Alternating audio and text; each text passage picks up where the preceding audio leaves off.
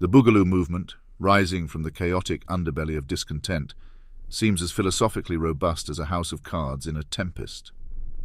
If one were to map out the intellectual wastelands of our age, these would be the brave pioneers staking a claim to the most barren of terrains. A collection of wannabe revolutionaries. Their aspirations for societal upheaval bear a comical resemblance to a child's tantrum in the face of bedtime. Their chosen moniker, Boogaloo, ostensibly a reference to some second civil war, sounds less like a historic revolt and more like a regrettable sequel to a B-list 1980s dance movie. Indeed, one struggles to discern the deeper meaning behind their antics, for much in the same way that one ponders the existential motivations of a moth repeatedly and terminally bashing its head against a lamp.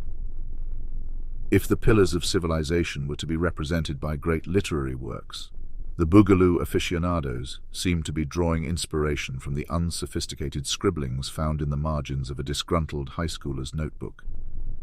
Donning Hawaiian shirts and heavily armed, because nothing screams serious political movement like the ensemble of a vacationing pensioner mixed with the gun section at a Walmart, they appear less like formidable agents of change and more like disillusioned patrons of a Utah luau gone awry. In observing the Boogaloo bunch, one is inexorably reminded of a nihilistic mall gunman or other aspiring mass killer but devoid of any semblance of focus or strategy.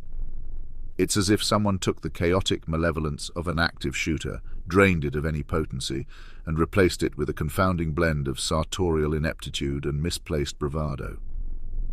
Their strategy, if one can grace it with such a term, is as pitiable as watching a fish embark on a quixotic quest to ascend a redwood. It's a spectacle of the absurd, where the only genuine danger they pose might be to themselves, from the sheer weight of their own ignorance. One cannot help but ponder, do they view the establishment as their primary nemesis? Or are they in a more esoteric battle with the inexorable forces of logic and reason? For it seems with each passing day that their fiercest adversary isn't some imagined governmental behemoth, but the unyielding, often cruel tide of reality. Every era, of course, has its renegades, its outliers, those that challenge the status quo. Yet where once we had the erudition of Thomas Paine or the eloquence of Martin Luther King Jr., we are now, it seems, saddled with the Boogaloos, a group so lacking in nuance and depth that next to them the shallow end of the pool appears abyssal. It's as if they took one look at the grand tapestry of historical descent and said, how can we do this but with all the gravitas of a rubber chicken? Their every proclamation, every gesture seems to be an unwitting self-parody, a carnival mirror reflection of genuine resistance. So let us raise a glass to the Boogaloo Brigade. May their endeavors remain as harmlessly ineffectual as their grasp on history, politics, and, dare I say, fashion. As they wade into the annals of protest, one can't help but chuckle at the audacity, the sheer quixotic fervor.